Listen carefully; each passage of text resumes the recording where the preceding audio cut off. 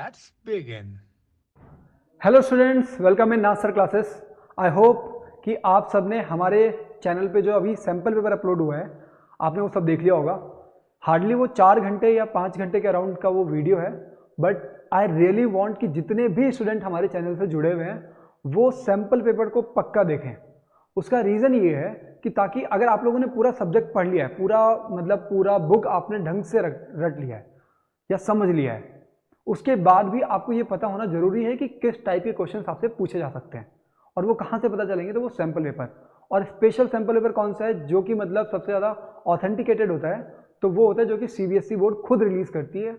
और वो जो सीबीएसई बोर्ड ने इस साल का जो सैम्पल पेपर रिलीज़ किया हुआ है, वो सैम्पल पेपर पूरा का पूरा, चाहे वो और वाले पार्ट हों चाहे वो नॉर्मल क्वेश्चन हो, पूरा सैम्पल पेपर मैंने A to Z सॉल्व करके अपने चैनल पर डाल दिया है, जस्ट फॉर यू कि आप लोग उसको देखो और आप लोग अच्छे से समझो कि किस किस टाइप के क्वेश्चंस आ सकते हैं, कहाँ पे टाइम मैनेजमेंट करना है, किस तरीके से पेपर को सॉल्व करना है। ठीक है, वो सैम्पल पेपर मेरा जो है वो मतलब 3 घंटे ज़्यादा है, आपको टाइम जो मिलता है वो 3 घंटे का मिलता है, बट क्योंकि मैंने उसमें आपको समझाया भी है, फिर उसके जो और वाले पार्ट हैं वो सारे भी कर रखे हैं, तो इस वजह से वो वीडियो थोड़ी सी लेंदी है। बट आई रियली वांट कि अगर आपको अपनी प्रिपरेशन बहुत स्ट्रांग करनी है ना, तो सैम्पल पेपर पक्का देखो और खुद से भी सैम्पल पेपर को करो। ठीक है, तो आज से हम लोग जो नई सीरीज शुरू कर रहे हैं हम लोग उसकी बात करते हैं। फिर तो आज से मैं आप लोगों के लिए शुरू कर रहा हूँ रिवीजन सीरीज, जिसमें हम लोग आपके मैथ्स और साइंस से रिलेटेड जितने भी टॉपिक हैं, जितनी भी चैप्टर हैं, उन सबका हम लोग रिवीजन करेंगे। मैं पूरी कोशिश करूंगा कि आधे घंटे में आपको एक चैप्टर अच्छे से क्लियर हो जाए। हम लोग उसके स्पेशल पार्ट्स को पढ़ेंगे जहां से मैक्सिमम नंबर ऑफ क्वेश्चंस को पुट किया जाता है। ठीक है, तो हम लोग स्टार्ट करते हैं अपना रिवीजन क्लास। और आज का जो चैप्टर मैंने लिया है वो है आपकी साइंस की बुक से। कौन सा चैप्टर? इलेक्ट्रिसिटी। ठीक है, तो हम लोग स्टार्ट करते हैं फिर इलेक्ट्रिसिटी को। और इलेक्ट्रिसिटी में क्या क्या चीज़ें पढ़ने के लिए हैं, तो देखो इलेक्ट्रिसिटी होती क्या है कि जैसे सबसे पहले आपको इलेक्ट्रिसिटी में जो चीज़ पढ़नी है वो है क्या? करंट, कि करंट क्या होता है। ठीक है, तो सबसे पहली चीज़ क्या हो गई? करंट हो गई कि करंट क्या होता है। करंट का फॉर्मूला जो है, करंट का फॉर्मूला होता है तुम्हारा चार्ज अपॉन टाइम। चार्ज को जो आप मेजर करते हो वो आप करते हो कूलॉम्ब में, और टाइम को आप मेजर करते हो सेकंड में। आ रही है बात समझ में? ठीक है, और करंट को जो आप रिप्रेजेंट करते हो वो करते हो आप आई से। ठीक है, और जो ये मतलब चार्ज को आपको मैंने बता दिया कि ये कूलॉम्ब में है और फिर ये सेकंड में है।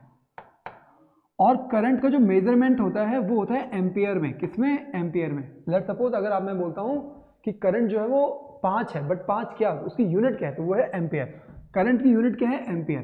तो लेट सपोज कि मैं 1 एम्पियर ऑफ करंट की मैं बात कर रहा हूँ, तो यहाँ पे इसका मतलब हो गया 1 कूलॉम्ब ऑफ चार्ज कितने सेकंड में? 1 सेकंड में जब किसी एक पर्टिकुलर सेक्शन से पास होता है तो वो जो करंट होता है, मतलब जैसे ये कोई वायर है, ठीक है, इस वायर में मैं इस पर्टिकुलर एक सेक्शन पे देख रहा हूँ और यहाँ पे 1 सेकंड के अंदर 1 कूलॉम्ब ऑफ चार्ज पास हो गया है। इस पर्टिकुलर सेक्शन से 1 कूलॉम्ब ऑफ चार्ज 1 सेकंड में जब पास हो जाएगा तो ये जो करंट होगा आपका, इसमें जो करंट होगा उसको हम लोग बोलेंगे 1 एम्पियर ऑफ करंट। पहली चीज़ ये समझ में आ गई। दूसरी चीज़ ये होगी कि जो 1 कूलॉम्ब है, क्या है? 1 कूलॉम्ब, इसमें जो नंबर ऑफ इलेक्ट्रॉन्स होते हैं वो कितने होते हैं? तो वो 6 × 10⁻18 क्या? इलेक्ट्रॉन्स। तो इतने नंबर ऑफ इलेक्ट्रॉन्स होते हैं किसमें? 1 कूलॉम्ब में। अब ये भी क्वेश्चन आ सकता है कि एक इलेक्ट्रॉन में, मतलब एक इलेक्ट्रॉन का कितना कूलॉम्ब ऑफ चार्ज कैरी करता है? एक इलेक्ट्रॉन कितना कूलॉम्ब ऑफ चार्ज कैरी करता है? तो ये क्वेश्चन भी आ सकता है। तो देखो क्या है, इस पूरे जो ये वैल्यू है, इस पूरी वैल्यू को आप इधर शिफ्ट करोगे तो 1 अपॉन दिस वैल्यू, मतलब 1 अपॉन 6 × 10⁻18, अगर आप ये करोगे कूलॉम्ब, तो इतना कूलॉम्ब ऑफ चार्ज किसका? एक इलेक्ट्रॉन का होता है। इसको जब आप सॉल्व करोगे तो नियर अबाउट आएगा 1.6 × 10⁻−18 कूलॉम्ब, और ये कितने में? एक इलेक्ट्रॉन में होगा, एक इलेक्ट्रॉन का चार्ज। आ रही है बात समझ में? यहां तक चीजें क्लियर हो गई। तो मतलब देखो, पहला चीज ये आपका इंपॉर्टेंट है और दूसरा आपका ये इंपॉर्टेंट है। यहां से आपका एक एक मार्क्स के जो क्वेश्चन है वो पुट अप होते हैं। हम लोग देखते हैं इसके बाद आपका जो नेक्स्ट टॉपिक है जो आपके लिए इंपॉर्टेंट हो सकता है वो है आपका पोटेंशियल। तो देखो क्या है कि जो पोटेंशियल है, पोटेंशियल जनरली होता क्या है, जैसे अगर मैं एक नॉर्मल सा आपको मतलब एक तरीके से ब्रीफिंग कर दूं कि पोटेंशियल क्या होता है, तो लेट सपोज ये कोई एक इलेक्ट्रिक फील्ड है, ठीक है, ये कोई एक इलेक्ट्रिक फील्ड है और यहाँ पे कोई एक पॉजिटिव चार्ज है, ठीक है। तो जब आप इस पॉजिटिव चार्ज को यहाँ से यहाँ पे लेकर के आओगे, ठीक है, ये कोई एक पॉजिटिव चार्ज है, जब आप इस चार्ज को यहाँ से यहाँ पे इस फील्ड के अंदर लेकर के आओगे तो आपको करना पड़ेगा वर्क डन। क्या करना पड़ेगा? वर्क डन, ठीक है, आपको वर्क डन करना पड़ेगा।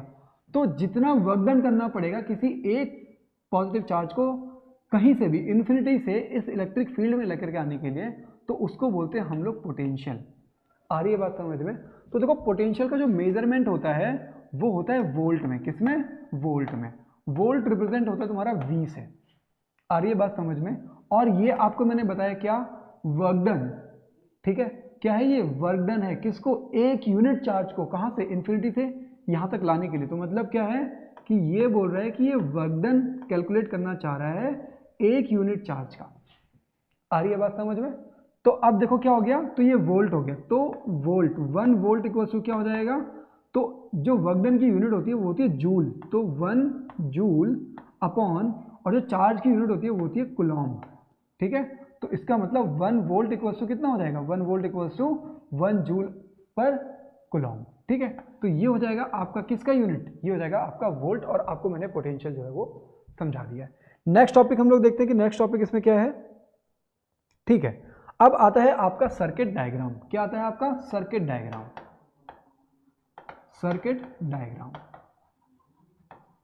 तो सर्किट डायग्राम में कभी कभी आपको डिफरेंट इमेजेस शो की जाती हैं और आपको पूछा जाता है ये कि ये कौन सा अप्लायंस है या फिर इस चीज़ का नाम क्या है।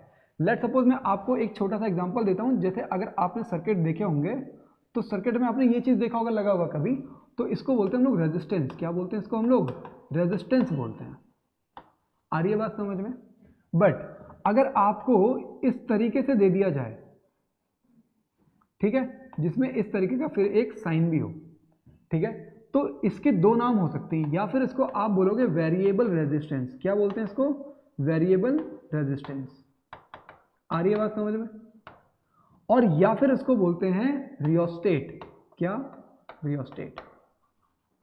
तो मतलब बाकी और जो चीजें हैं इसमें वो आपको लगभग जैसे बैटरी का क्या साइन होता है, फिर सेल का क्या साइन होता है, या बल्ब का क्या साइन होता है, रेजिस्टेंस का क्या साइन होता है, ये सारी चीज़ें लगभग आपको पता है।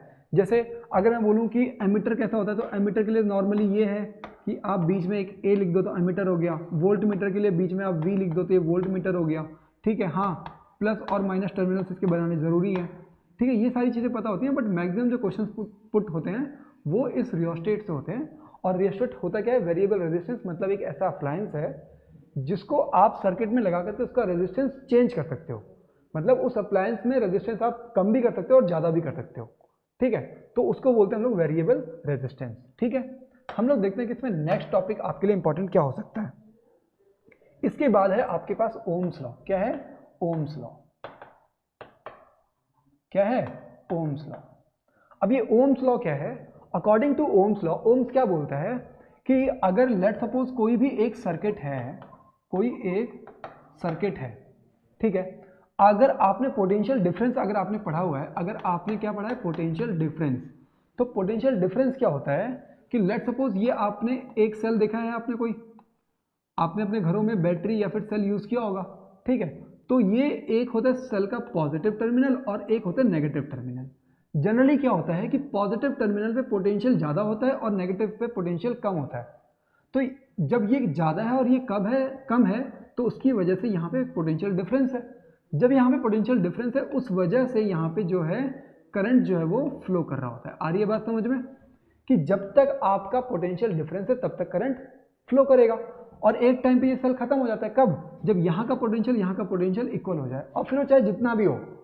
अगर यहाँ पे 0 यहाँ पे 0 तो नो फ्लो ऑफ करंट, यहाँ पे 15 15 यहाँ पे 15 नो फ्लो ऑफ करंट, ठीक है। मतलब फ्लो ऑफ करंट तब हो रहा है जब पोटेंशियल है, पोटेंशियल डिफरेंस है, ठीक है। तो अभी ओम्स लॉ ने ये बोला है कि अगर आपका पोटेंशियल डिफरेंस इंक्रीज कर जाएगा, अगर पोटेंशियल डिफरेंस इंक्रीज कर जाएगा। मतलब V अगर इंक्रीज करेगा तो आपका जो करंट है वो भी क्या करेगा, इंक्रीज कर जाएगा। ठीक है ना। दूसरी चीज उसने ये बोली कि जब आपका पोटेंशियल डिक्रीज होगा तो करंट भी आपका डिक्रीज हो जाएगा। जब भी किसी के बीच में ऐसा रिलेशनशिप होता है कि एक बढ़ रहा है तो दूसरा भी बढ़ रहा है और एक घट रहा है तो दूसरा भी घट रहा है, तो इसका मतलब कि वो दोनों आपस में एक दूसरे के साथ प्रोपोर्शनल रिलेशन जो है वो स्टैब्लिश करते हैं। तो इसका मतलब क्या हुआ, V is directly proportional to I। ये किसने बोला था, ये बोला था ओम ने। यहाँ पे एक चीज होती है जो कि आपको ध्यान रखना है, वो है कि आपका जो टेम्परेचर है वो कांस्टेंट होता है। टेम्परेचर क्या होता है, कांस्टेंट होता है। आ रही है बात समझ में। V is directly proportional to I while taking temperature as constant. मतलब ये सर्किट में अगर आप पोटेंशियल डिफरेंस बढ़ाओगे करंट बढ़ेगा, बट अगर आपने टेम्परेचर घटा बढ़ा दिया तो उसका जो रिलेशन है वो चेंज हो जाएगा। जब आप इसको सॉल्व करते हो तो V equals to R into I आ जाता है। क्या आता है, V equals to R into I. यहाँ से प्रोपोर्शनलिटी का साइन हटा तो यहाँ पे ये कांस्टेंट आ गया, इसको बोलते हैं प्रोपोर्शनैलिटी कांस्टेंट। और ये जो R है यही है आपका रेजिस्टेंस। क्या है आपका ये रेजिस्टेंस। और ये रेजिस्टेंस होता क्या है, तो ये किसी भी एक मटेरियल की एक ऐसी प्रॉपर्टी है जिसकी वजह से वो मटेरियल अपोज करता है किसका, फ्लो ऑफ करंट का। फ्लो ऑफ करंट का। आ रही है बात समझ में। तो ओम्स लॉ ने क्या दिया है, रेजिस्टेंस दिया है। और इस रेजिस्टेंस को हम लोग मेजर किस यूनिट में करते हैं, मतलब इसका SI यूनिट क्या है, तो वो है ओम। क्यों, क्योंकि जो साइंटिस्ट थे जिन्होंने इसको बनाया वो थे ओम। आ रही है बात समझ में। नेक्स्ट हम लोग देखते हैं कि हमारे लिए इंपॉर्टेंट टॉपिक क्या हो सकता है, तो वो है फैक्टर अफेक्टिंग रेजिस्टेंस। क्या है, फैक्टर अफेक्टिंग रेजिस्टेंस। तो देखो फैक्टर्स कौन कौन से हो सकते हैं, फैक्टर्स अफेक्टिंग रेजिस्टेंस। तो देखो स्टूडेंट्स क्या है कि अगर मतलब जैसे कि ये कोई एक कंडक्टर है, ये कोई एक कंडक्टर है, मैं आपको सिर्फ समझने के लिए बता रहा हूँ ये थ्योरी, ताकि आपको याद रहे इस वजह से बता रहा हूँ। ये वाली थ्योरी ये ऐसा पर्टिकुलरली ऐसा ही होता है। तो ये चीज़ मतलब जो मैं बता रहा हूँ वो आपको सिर्फ याद रखने के लिए बता रहा हूँ, ठीक है। तो देखो क्या है, मानो इसकी लेंथ जो है वो L है, ठीक है। और आपको मैंने क्या बताया कि रेजिस्टेंस क्या होता है, अपोजिंग, कि मतलब जो फ्लो ऑफ करंट को अपोज करे, ठीक है, फ्लो ऑफ करंट को डिले करे, ठीक है। तो देखो इसका मतलब क्या हुआ कि अगर मैं लेंथ को बढ़ा देता हूँ, क्या कर देता हूँ मैं, लेंथ को बढ़ा देता हूँ, तो जो इलेक्ट्रॉन को यहाँ से यहाँ तक जाना था इसको कम टाइम लगा। अब यहाँ से इसको यहाँ तक जाना है तो इसको टाइम ज़्यादा लगेगा। इसका मतलब क्या हुआ कि जब आपने लेंथ को इंक्रीज किया है तो जो आपका रेजिस्टेंस हुआ वो भी इंक्रीज हो गया। मतलब क्या हुआ कि जो रेजिस्टेंस है वो डायरेक्टली प्रोपोर्शनल है किसके, लेंथ के। आ रही है बात समझ में।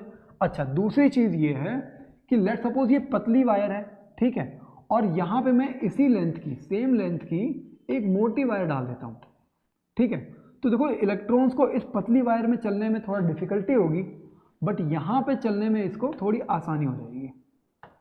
आ रही है बात समझ में, ठीक है।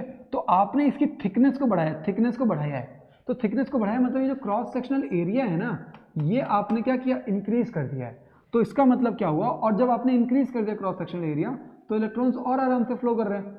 इसका मतलब ये हुआ कि जो आपका रेजिस्टेंस है वो क्या हो रहा है, वो घट जा रहा है। कब, जब आपका जो एरिया है क्रॉस सेक्शनल एरिया वो जब इंक्रीज हो रहा है तो रेजिस्टेंस क्या हो रहा है, घट जा रहा है। क्यों, क्योंकि जैसे आपने इसको एरिया को बढ़ाया तो इलेक्ट्रॉन्स और तेजी से फ्लो कर गए, उनको ज़्यादा स्पेस मिल गया फ्लो करने के लिए, तो मतलब रेजिस्टेंस क्या हो गया, घट गया। अगर करंट तेज फ्लो कर रहा है इसका मतलब रेजिस्टेंस कम है, ठीक है, तो रेजिस्टेंस कम हो रहा है। इसका मतलब क्या हुआ कि जब आप इसके बीच में रिलेशन स्टैब्लिश करने की कोशिश करोगे तो वो रिलेशन आएगा इन्वर्सली प्रोपोर्शनल का। किसका, इन्वर्सली प्रोपोर्शनल का। तो इसको और इस चीज़ को अगर मैं कंबाइन कर दूं तो मेरे पास एक रिलेशन आता है, वो है R is proportional to length and inversely proportional to area.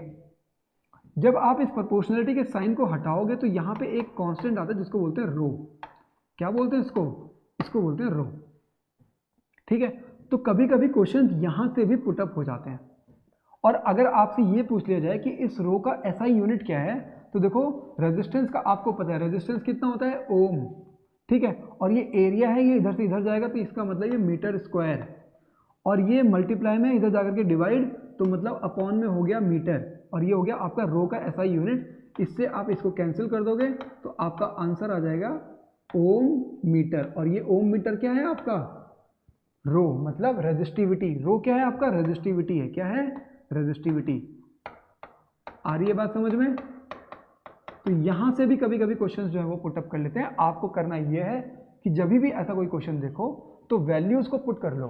Generally यहाँ पे पता है कैसे क्वेश्चन पूछे जाते हैं कि लेंथ एल था पहले, ठीक है, और फिर उसको बाद में डबल कर दिया गया है, कितना 2L कर दिया गया है। तो आपको करना क्या है, एक बार फॉर्मूले में L की वैल्यू पुट करो तब फाइंड करो, एक बार 2L पुट करो तब फाइंड करो।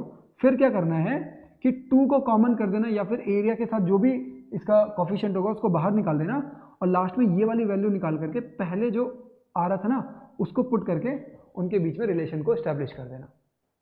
ठीक है, मतलब दोनों टाइम में ये जो फॉर्मूला है सेम दोनों टाइम लगेगा। एक बार इस लेंथ की वैल्यू पुट कर देना, एक बार इस लेंथ की वैल्यू पुट कर देना, फिर जो भी इनके बीच में रिलेशन है वो आप इसमें दिखा देना कि रेजिस्टेंस में कितना डिफरेंस आ रहा है। ठीक है, तो हम लोग आगे चलते हैं। नेक्स्ट जो टॉपिक है हमारे लिए इंपॉर्टेंट वो है आपका क्या है इसमें, resistance of a system of resistors. ठीक है, तो resistance of system of resistors, तो देखो क्या है, सिस्टम ऑफ रेजिस्टर्स की हम लोग बात कर रहे हैं। किसकी, सिस्टम ऑफ रेजिस्टर्स। तो सिस्टम ऑफ रेजिस्टर्स क्या हुआ कि इसमें दो तरीके हैं, एक है आपका सीरीज कॉम्बिनेशन,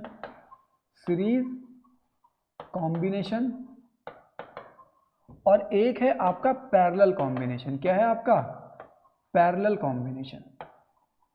हो गया दो। तो ये दो आपके तरीके हैं किसके, सिस्टम ऑफ रेजिस्टेंस को लगाने के लिए। मतलब आपके घरों में या फिर कहीं पे भी जहाँ पे भी आपने इलेक्ट्रिक अप्लायंसेस देखे हैं वहाँ पे जो डिफरेंट रेजिस्टेंस हैं, ठीक है, या रेजिस्टर्स हैं, या फिर वो सीरीज में प्लेस्ड होते हैं या फिर वो पैरेलल में प्लेस्ड होते हैं। तो सीरीज में प्लेस करके दिखा दो। जैसे मानो कि आपके पास 5 बल्ब हैं। क्या है, 5 बल्ब हैं। ठीक है, तो 5 बल्ब हैं, तो ये मानो कि सीरीज में आप जब लगाओगे ना तो एक बल्ब आपने लगा दिया ये, फिर दूसरा ये, फिर तीसरा ये, फिर चौथा ये, और फिर पांचवा ये। तो हो गए ना 5 बल्ब। ठीक है, और फिर इसको आप जोड़ दो बैटरी से। ठीक है, और ये हो गया आपका स्विच। यहाँ पे अगर आपको एम्पेयर लगाना है वो लगा दो, मतलब एमीटर लगाना है वो लगा दो, और ये हो गया आपका कनेक्टेड, नेगेटिव पॉजिटिव। तो नेगेटिव एंड पॉजिटिव। हमेशा ध्यान रखना कि जो आपका एमीटर है या फिर वोल्ट मीटर है, ठीक है, वो उसका जो नेगेटिव टर्मिनल है वो बैटरी के नेगेटिव टर्मिनल से कनेक्टेड होगा, और जो उसका पॉजिटिव टर्मिनल है वो बैटरी के पॉजिटिव टर्मिनल से कनेक्टेड होगा। ठीक है, तो ये इस टाइप का जब भी कोई रेजिस्टेंस लगता है इस टाइप से, मतलब एक के बाद एक, एक के बाद एक, तो इसको बोलते हैं हम लोग कौन सा, सीरीज कॉम्बिनेशन। आ रही है बात समझ में? ऐसा मान लो। अब पैरेलल कॉम्बिनेशन कैसा होता है, तो देखो मानो आपके पास 3 बल्ब हैं। क्या है, अभी क्योंकि मैं 3 इसलिए ले रहा हूं ताकि जो फिगर है वो थोड़ा आसान बन जाए। तो 3 बल्ब हैं तो मेरे को लगाना है, तो इस तरीके से लगा दिया मैंने, एक, फिर दूसरा, फिर तीसरा। ये 3 बल्ब हो गए। ये हो गया मान लो R1, ये हो गया तुम्हारा R2, ये हो गया आपका R3, और फिर लास्ट में आपने इसको जोड़ दिया फिर किससे, बैटरी से। ये हो गया आपका स्विच, ये हो गया आपका एमीटर, और ये आपने इससे कनेक्ट कर दिया। ठीक है, तो इसमें 3 रेजिस्टेंस हैं। देखो इनका जो टर्मिनल पॉइंट है, अगर कोई भी मतलब अलग अलग रेजिस्टेंस हैं लगे हुए और उनका टर्मिनल पॉइंट सेम है, टर्मिनल पॉइंट सेम है, तो वो कौन से कॉम्बिनेशन में है, इसका मतलब कि वो पैरेलल कॉम्बिनेशन में है। आपको जो इसमें ध्यान रखना है कि जो नेट रेजिस्टेंस होगा किसमें, सीरीज में, जो आपका नेट रेजिस्टेंस होगा, ठीक है, वो क्या होगा, वो हो जाएगा आपका simply R1 plus R2 plus up to मैं कर रहा हूँ Rn, मतलब जितने भी रेजिस्टेंस हैं उन सबको सिंपली अगर आप प्लस कर दोगे तो आपका नेट रेजिस्टेंस जो है वो आ जाएगा। ऐसे ही जो आपका पैरेलल कॉम्बिनेशन है इसका नेट रेजिस्टेंस निकालने के लिए 1 अपॉन नेट रेजिस्टेंस लिख रहा हूं मैं यहाँ पे, नेट रेजिस्टेंस। ठीक है, तो ये हो जाएगा आपका 1 upon R1 plus 1 upon R2 plus 1/R3। ठीक है, कभी कभी क्या होता है कि आपको ये क्वेश्चन जो है वो प्रूविंग में आ जाता है। ठीक है, मैं आपको बस अभी एक आइडिया दे रहा हूँ कि प्रूविंग कैसे होगी। प्रूविंग में ध्यान ये रखना कि जो पोटेंशियल डिफरेंस आपका बैटरी देता है ना, तो पूरे सर्किट में वही पोटेंशियल डिफरेंस जो है वो जनरेट होता है। जितना पोटेंशियल डिफरेंस जो बैटरी प्रोवाइड करेगी पूरे सर्किट में, उतना potential difference net potential difference होगा। तो मतलब क्या हुआ कि जब आप इसकी प्रूविंग करोगे ना, तो इसके अक्रॉस में V1 हो जाएगा, इसके अक्रॉस में V2 हो जाएगा, और इसके अक्रॉस में पोटेंशियल डिफरेंस V3 हो जाएगा। ऐसे ही यहाँ पे V4 और यहाँ पे V5। आ रही है बात समझ में? समझ में आ गया? तो अब ये V1 plus V2 plus V3 plus V4 V5 जो हैं, ये अगर इन सबको सम कर दूंगा मैं, तो कितना आ जाएगा जो नेट पोटेंशियल डिफरेंस हम लोग प्रोवाइड कर रहे हैं। और फिर आप यहाँ पे इसकी वैल्यूज लिख दो। क्या V की वैल्यू क्या होती है? आपको मैंने अभी जो ओम्स लॉ हमने पढ़ा, V is directly proportional to I, V equals to R into I. तो V की वैल्यू क्या होगी? R into I. ऐसे ही V2 की वैल्यू क्या हो जाएगी? R2 इंटू आई। इसमें V3 की वैल्यू R3 इंटू आई। तो इस तरीके से करके फिर I से I जो है वो कैंसिल हो जाएगा, और फिर आपका जो फॉर्मूला है वो नेट रेजिस्टेंस, मतलब यहाँ पे मैं कैपिटल R लिख दे रहा हूँ, नेट रेजिस्टेंस इक्वल्स टू ये वाला फॉर्मूला जो है आपका वो आ जाएगा। और यहाँ पे मैं आपके लिए ये लिख दे रहा हूँ कि जो ये है आपका 1/R। ठीक है, 1/R का फॉर्मूला ये बन जाएगा। इसमें क्या ध्यान रखना है? इसमें ध्यान ये रखना है कि जो I करंट होगा ना, जो I करंट होगा वो डिस्ट्रीब्यूट हो रहा है I1, यहाँ पे तुम्हारा I2, यहाँ पे तुम्हारा I3। मतलब I1 plus I2 plus I3 को जब आप तीनों को सम कर दोगे तो क्या मिलेगा आपको? I मिलेगा। अब आपको I का फॉर्मूला लिखना है। ठीक है, तो I का फॉर्मूला क्या होता है? V/R होता है। और यहाँ से भी I1, I2 और I3 का फॉर्मूला लिख दो, तो V/R। और आपको पता है कि टर्मिनल्स अगर सेम है, अगर टर्मिनल सेम है तो पोटेंशियल डिफरेंस सेम होगा। तो V से V दोनों तरफ कैंसिल हो जाएगा, और फिर R का जो फॉर्मूला है वो आपको ये फॉर्मूला जो है मिल जाएगा। नेक्स्ट हम लोग देखते हैं कि नेक्स्ट हमारा क्या है जो इंपॉर्टेंट हो सकता है आपके लिए। सर्किट डायग्राम हमने देख लिया है, और फैक्टर्स अफेक्टिंग रेजिस्टेंस ये भी हमने देख लिया, पैरेलल एंड सीरीज कॉम्बिनेशन। इसके बाद जो हमारा टॉपिक है वो है heating effect of electric current. ठीक है, तो heating effect of electric current को हम लोग समझेंगे अभी। और इसमें आप लोग इस फॉर्मूले को याद रखो। ये फॉर्मूला क्या है? पावर का फॉर्मूला है। किसका? पावर का फॉर्मूला, जिसको हम लोग P से डिनोट करते हैं, और इसका फॉर्मूला है V इंटू आई। ठीक है, V इंटू आई। कितने पोटेंशियल डिफरेंस पे कितना करंट जो है वो फ्लो कर रहा है, तो इसका मतलब कि उतनी जो है वो पावर जो है वो सर्किट में जनरेट हो रही है, मतलब सर्किट में उतनी पावर लगानी पड़ रही है। ठीक है, मतलब किसी एक पर्टिकुलर पोटेंशियल डिफरेंस पे, जो भी पोटेंशियल डिफरेंस हमने क्रिएट किया है उस पर कितना अमाउंट ऑफ करंट फ्लो कर पा रहा है, तो वो हुआ आपका पावर। ठीक है, इन दोनों को अगर आप मल्टीप्लाई कर दोगे तो आपका मिलेगा क्या? पावर मिलेगा। अगर आप हीट फाइंड करना चाहो, मतलब अगर आप एनर्जी फाइंड करना चाहो, तो आप ये फाइंड करते हो कि जो आपकी पावर है वो कितने टाइम के लिए लगी है। ठीक है, तो फॉर्मूला क्या आ जाएगा? फॉर्मूला आ जाएगा आपका V इंटू आई, क्योंकि पावर का फॉर्मूला क्या है? V इंटू आई, और इधर हो गया T। तो जो हीट का फॉर्मूला है वो आपका हो गया V इंटू आई इंटू टी। और हीट क्या हो गया? ये है आपका एनर्जी। क्या है ये? एनर्जी है। और एनर्जी को हम लोग किस में मेजर करते हैं? तो हम लोग जूल में मेजर करते हैं। आ रही बात समझ में? ऐसे ही जो पावर है इसको हम लोग किस में? वॉट में मेजर करते हैं। किस में? वॉट में। ठीक है, तो अगर कभी क्वेश्चन ये आ जाए कि 1 वॉट इक्वल्स टू वॉट, तो 1 वॉट मतलब जैसे यहाँ पे देखो, अगर मैं इसको 1 वॉट लिखता हूँ तो यहाँ पे भी ये क्या हो जाएगा? 1 पोटेंशियल डिफरेंस मतलब 1 वोल्ट इंटू 1 क्या है? एम्पेयर। ठीक है, V इंटू ए। तो 1 watt equals to 1 V into A. तो ये हो जाएगा इसका फॉर्मूला। आ रही है बात समझ में? यहाँ पे 1 लिखा हुआ है। ठीक है, नेक्स्ट हमारे लिए क्या इंपॉर्टेंट है? तो अच्छा, इसमें एक चीज जो आपको ध्यान में रखना है ना, वो ये कि कभी कभी वो जो ये हीट वाला क्वेश्चन है ना, इसको अलग अलग तरीके से घुमा करके आपको दे सकता है। हम लोग समझते हैं कि अभी जो टॉपिक था ये है आपका हीटिंग इफेक्ट। क्या है? Heating effect. और आपको कभी कभी इसमें जो क्वेश्चंस होते हैं हीटिंग इफेक्ट से, वो कभी कभी कुछ थ्योरेटिकल क्वेश्चंस भी पूछ लेता है, जैसे फ्यूज वायर क्या होती है।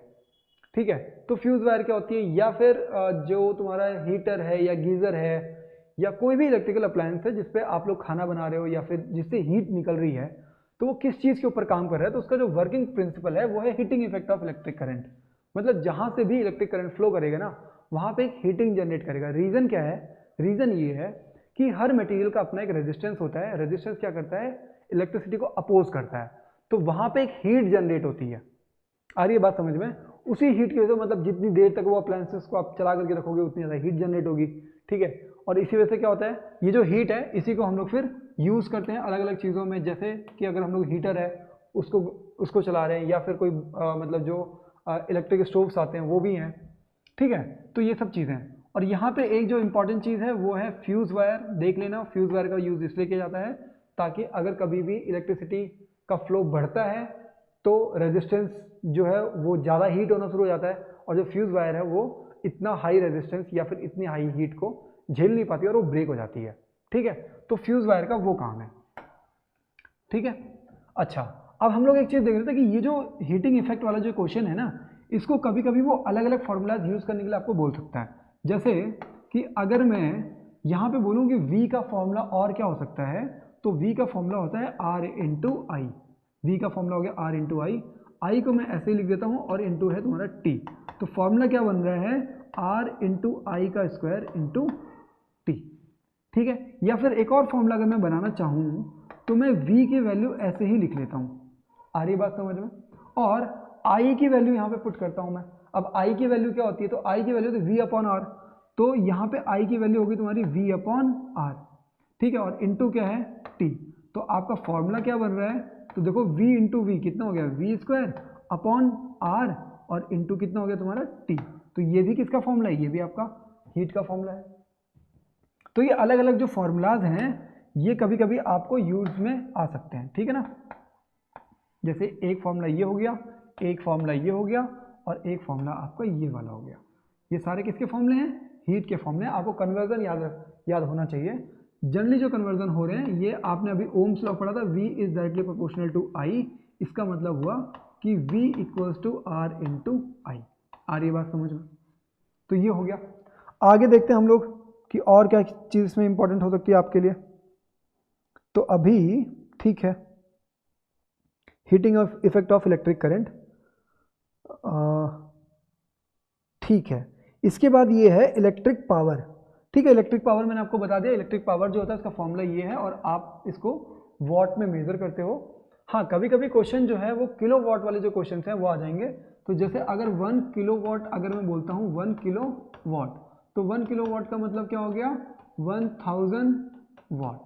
अब क्या है, अगर मैं बोलूँ कि 1 kilowatt per hour, 1 kilowatt hour, क्या बोलूँ अगर मैं 1 किलो वॉट आवर, जो आपके घरों में जो एनर्जी सप्लाई होती है ना, उसका रेट क्या होता है, उसका रेट इस तरीके से होता है, ठीक है, 1 किलो वॉट आवर। तो इसका मतलब क्या हो गया कि आप इसको अगर कन्वर्ट करोगे, तो देखो आपको पता है कि आई में जो Q अपॉन टी होता है, I equal to what, Q upon T, तो टी होता है तुम्हारा सेकंड्स में। तो अगर आप इसको सेकंड्स में कन्वर्ट करोगे ना, तो ये कुछ इस तरीके से हो जाएगा। देखो, किलो वॉट को वॉट में कन्वर्ट किया तो ये 1000 आ गया, और आर को अगर आप इसमें सेकंड्स में कन्वर्ट करोगे तो ये हो जाएगा आपका 3600, ठीक है। तो आप इसको अगर सॉल्व करोगे, देखो कितना आ रहा है।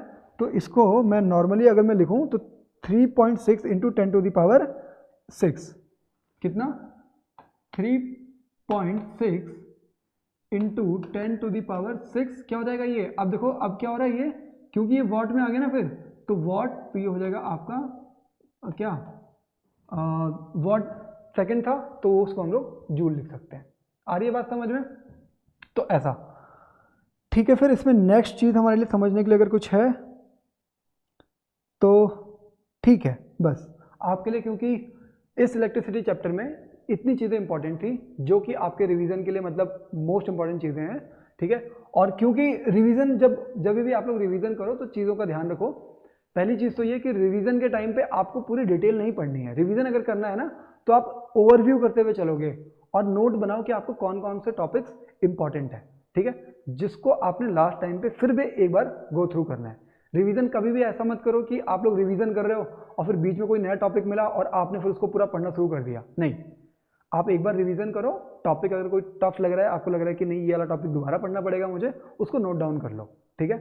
इसी तरीके से हम लोग आपके लिए और भी ढेर सारी जो रिवीजन क्लासेस हैं वो लेकर के आएंगे, और मेरी पूरी कोशिश रहेगी कि मैं आधे घंटे में कोई भी एक चैप्टर जो है आपके लिए फिनिश करके तैयार करके दे दूँ, ठीक है। मिलते हैं हम लोग अपनी नेक्स्ट रिवीजन वीडियो में, जो कि मैं किसी एक मैथ्स की कोई रिवीजन वीडियो लूँगा। टिल दैट आप लोगों के लिए ऑल द बेस्ट, ढंग से पढ़ाई करो। मिलते हैं हम लोग नेक्स्ट वीडियो में।